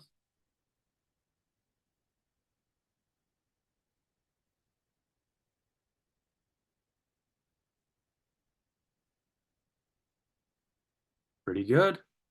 I'd like to see a little bit more pinky high, ever so slightly, just a little bit.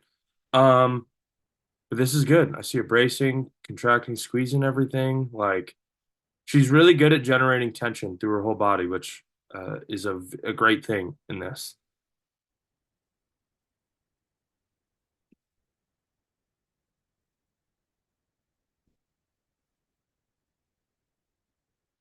So slightly too far. That bottom like 2 inches, when this starts to round, this is the main thing I want to see neutral, this area here. So this is the single leg RDL. So the other thing is this foot should be light on the toes. So what I mean by that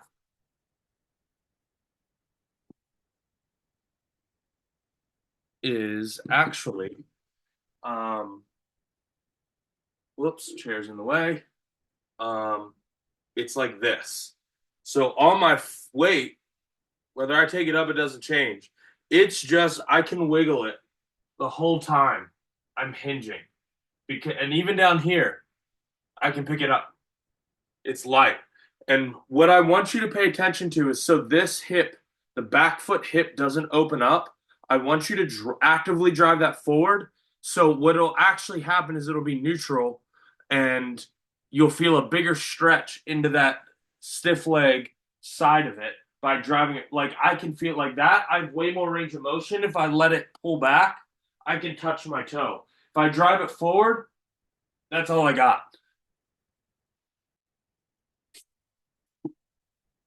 That's it. 1 second. I heard a noise. I want to make sure it's not Bruno. Pardon me.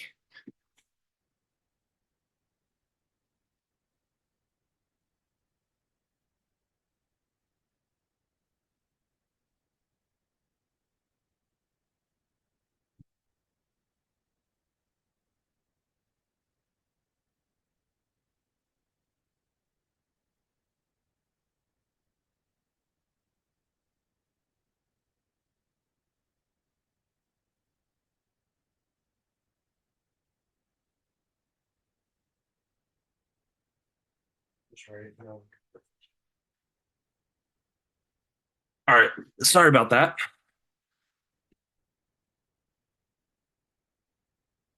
Let's see here. Goblet squats.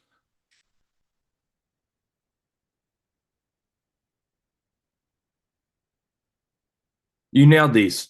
These are perfect. I'd like to see some upper back squeeze, but otherwise, the movement pattern here is fantastic.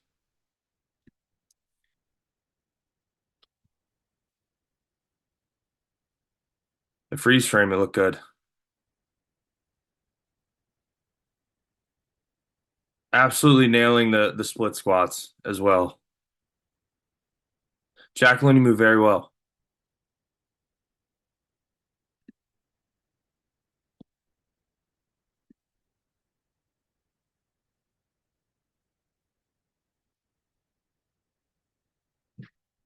Back grips, yeah. Hell yeah. Oh yeah, the fat grips were great. I'm down to about half of what I had the first time. Yeah, literally cut it in half. Yeah, you did. I think that's 30. So or 4, I tried 40s as well. It's so much harder with the fat grips, which is great.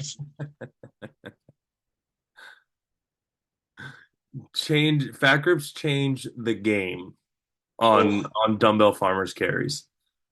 Yeah, so quick. You feel like there's not enough weight, and you're like, shit, I don't know if I can even come near that. Oh, they were good. It fried my forearms. And this is just warm up for tall, I think. Yeah, we're close. Yeah. What's your goal to pull and tall? 330, I think. 330 kilos. You did what? 300 in the UK? 320. 320. Yeah. We went for a ride. I'm doing 330 on one of these. Yeah, you've had a pretty beefy training block since then. So yeah. It's been going well. I think this is 310. Oh my God, you're definitely pulling 330. Yeah, I got a triple. Wait, that moved? So skip that. And I did a lot of benching the last program I did. And I had some shoulder pain. It's not bad at all. It's going away now. So I've been careful with it. This is just narrow bench because there's quite a lot of that in this program. It's not the best angle, but I couldn't film it any better way.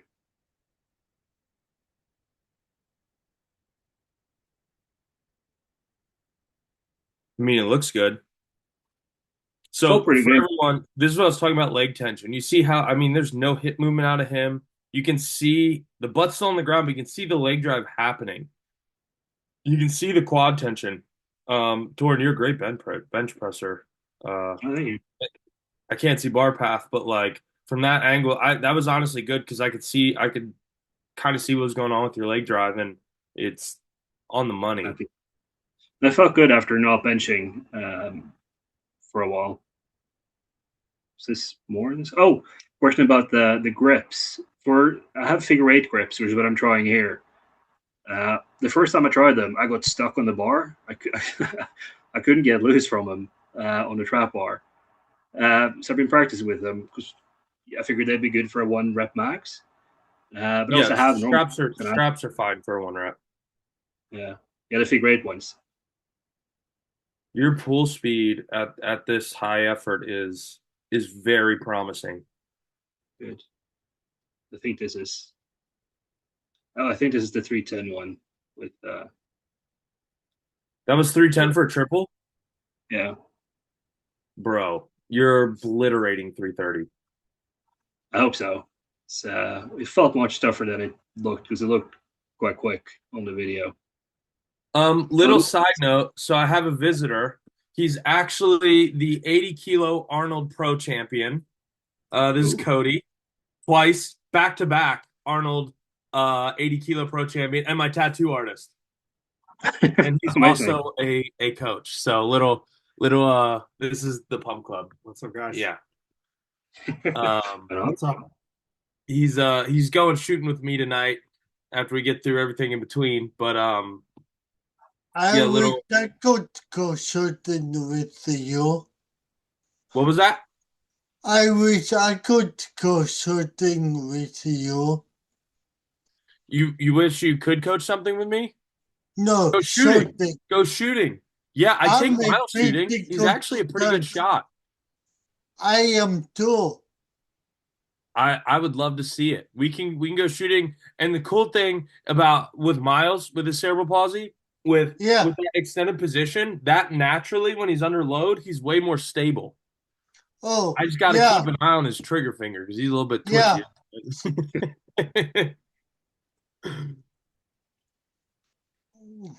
Torin, I think you're hunting 350 kilo, man. I think 330. I think we can work up to 330, but if we do I think it'll depend on the day.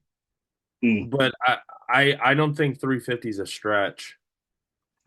It'd be amazing with 350. That's. I mean, you just cooked on a 310 for a triple. Yeah, I think this is 330 with the extra bars. And your goal was 330 in tall? Yeah. Get the fuck out of here. Well, that was 320, wasn't it? Yeah, in Birmingham. So. And you pulled 330 in this video. Yeah, this is 330, I think. Bruh.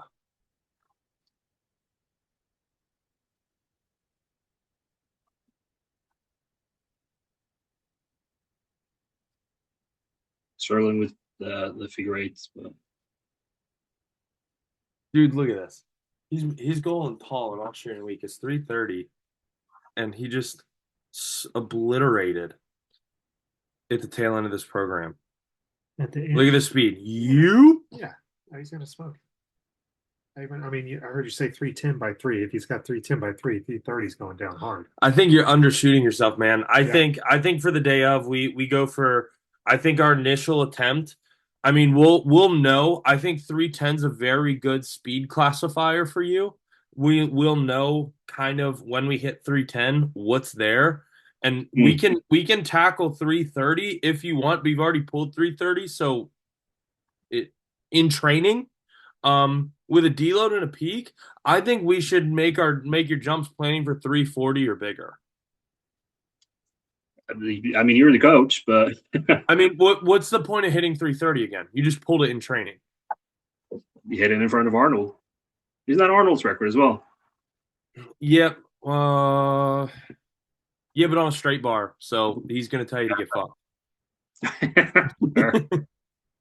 I mean, I'm just letting you know. Yeah, good point. He will be impressed. I mean, 330. You have 700 pounds in hand, man. Like it's a massive pull either way. But I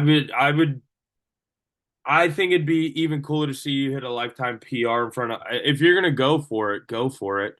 Or we can go 310, 330, 350 day of, or 310, 330, 345, 340. But I think stopping at 330, if the speed's there, is selling yourself short by the fact that you just crushed 310 for a really smooth triple. Happy days. I'm not going to say no, but especially if you plan on deloading this week, right? Next week? Monday till good. Till the Sunday, I think. Speed pulls, neural work, position, stuff like that. Just keeping the knife sharp, but not taxing the nervous system. Yeah. And then I want like 2 full days of of rest, walking, getting good sleep, movement. Yeah. That's what I'm planning to. Just take it easy next week and see what happens.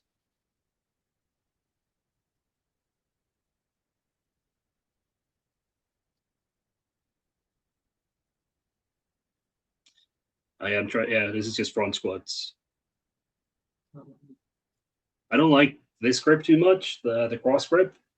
But I've been kind of working my way into the rack again. Good. So I just trying. I hate the cross grip.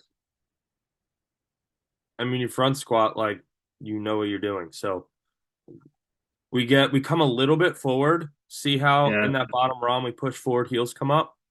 Yeah. I want to see you stay in that midfoot and heel a little bit more. Yeah. It's a very slight for you. It's a very slight adjustment of just being conscious of sit into your hips. Yeah, I felt it a bit with when I was warming up. I was leaning quite a lot forwards into the rack. But the actual movement is fantastic. Good. That's happy days. It's just I'm gonna stop at like the halfway-ish point of 45, just because cutting close on time. This is just front squats, but with a lighter weight. So if you want to skip it, that's fine. Okay, if you don't mind. Yeah, no worries. Torn, you're peaking well. I mean, you smoked 330. You hit a PR. You're peaking fantastically. I think with a deload, you're gonna be surprised what kind of horsepower's there. If That'd be everything nice. goes right. Can I ask one quick thing? Sure. Ben shot me a question. He's not here today, but he's asking about pull-ups on his weight. That's what he's working on. If that's good for him, and if you have any tips on it, I think that's his video. But you can just wait for that until that pops up. He's working on his pull-ups, and what was the question? Take it from the chat. Hang on.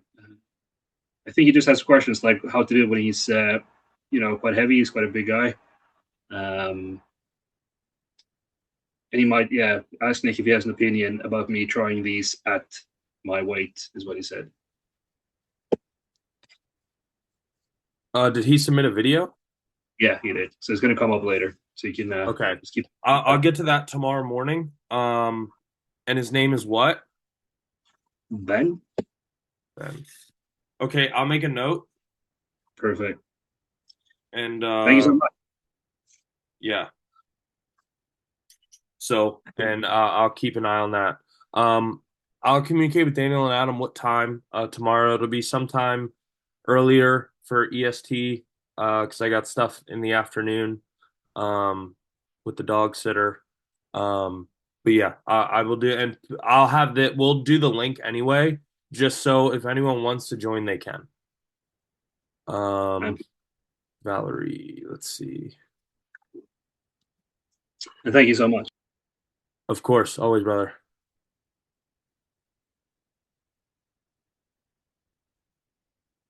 Good. Look at that. She catches. Boom.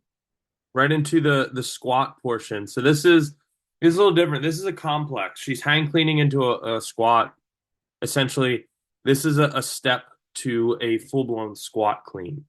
And she's doing them very well. Look at that. Look how deep that rack position is. These are fantastic. Thanks to you and those straps. You move so well. Thank you. I'm trying to rehab that knee. Well, you're getting all the range of motion out of it. Okay, good. So these are moving fantastic. It's a dynamic. It's explosive. Those are all good signs when it comes to knee rehab. Great. Thank you. Yes, ma'am. Another Benoit.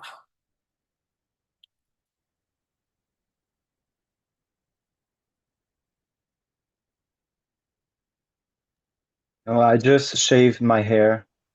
No, I'm kidding. Got jokes. Shaved your hair and got bigger. These are really good deadlifts. I think what's going to happen, this Benoit, other Benoit, how do I say that last name?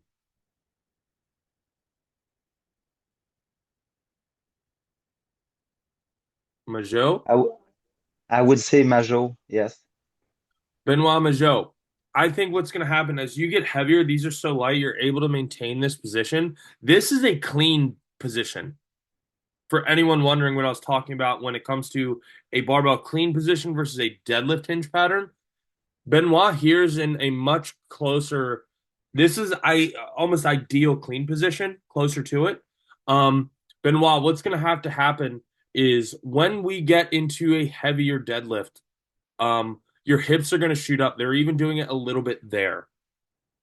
You're almost you're like trying to squat your deadlift. Luckily, you're strong, obviously, or you wouldn't be able to maintain it. So your next pulls, I want your hips to be somewhere in here when you start. This is going to be much closer to your actual deadlift position versus there. See that? How your hips come back? That's going to be a little bit closer to your actual deadlift position versus where we started. Not bad, just different application. We're going to call it pause there, and I'm going to pick up with these tomorrow morning, EST time. We're going to announce that. I'm not going to do the second half of the form checks private. We're going to open that up to anybody else that wants to hop in, so we can just do this again. But I will give a few minutes here for anyone that has any immediate questions while you have me on anything. Go once, twice. Yes, yes. So while doing high pulls, the bar scratches my thighs. Is it normal? And it happens when I push the hips forward. I fire the hips forward. So totally normal. Yeah. Okay. Yep. My bar scratches up my thighs. Sometimes even my shins as it comes up off the floor. Means the bar's close. And that's good. Are you scared that it could scratch your groins as well? No, because the shrugging part should, as our hips come through mechanic. I mean, you could. It has happened. Someone's done it. I've done it.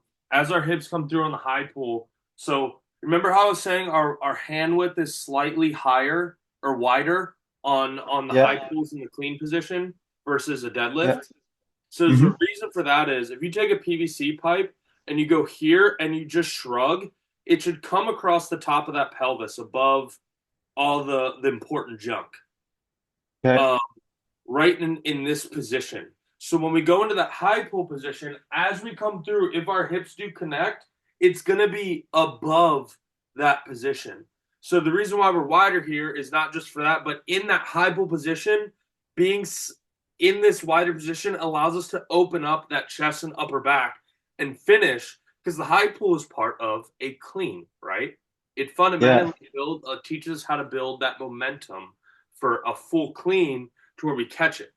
And it lands you closer in that front squat position where our hands are outside our shoulders, not pinched up against us for a deadlift. So when we're wider, that bar comes up and it's grazing our thighs. And if it does connect with our hips, like you see Olympic lifters do, it's connecting it in that pelvic area and not so much in the groin. Okay. Sunil. Thank you, Ryan. What's going on?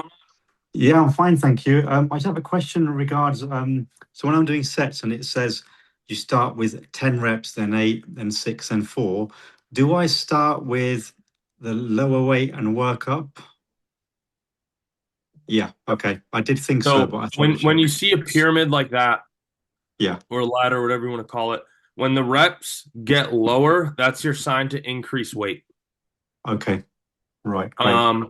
Now say you overshot your 10 and you failed at 9. Yeah. That would be an instance where you maintain that weight for the set of 8. That's okay. enough. And then you up the rep from there. Okay. That's right? Great. So that's where learning to lift intuitively and having that experience and knowledge. That's a great question. When you see reps there's no pyramid and it's just 10, 10, 10, odds are if you're going for that first set mindset where we have 1 or 2 reps in reserve, you might be able to maintain the same weight for the 2 sets. But if we're pushing that first set mindset, that third set of 10, you're going to have to drop weight because the effort's high. If the reps are ascending, as in 6, 8, 10, what do you think that means? The opposite. So what you first said. You're going to drop weight. Yeah, drop weight. Ideally, effort should be high enough on a linear set where it's like 8, 8, 8, where you're having to drop weight anyway. Right. But when they go up, you're definitely gonna have to drop weight. Okay, that's super. Which Thank you. with the programs here, you're mostly gonna see the reps go down or the reps stay the same. Yeah, which I'm noticing. Yeah. Yeah. All good? Okay. That's great. Thank you. Thanks for your time. Yes, sir. Thank you. Anybody else before I get out of here? All righty. We will end it there, and then we will announce a time that I do them tomorrow shortly with a link as well, and we will do the rest tomorrow morning. Thank you. Sorry, I gotta go. I gotta cut this one a little short. But I appreciate you guys showing up, and I will make a note that Benoit, everyone below Benoit Majot, so I can not. Yeah, got it. All right, I'll see some of you tomorrow. Thank you so much, Nick. Yep. Bye, guys. Bye. Bye, everyone.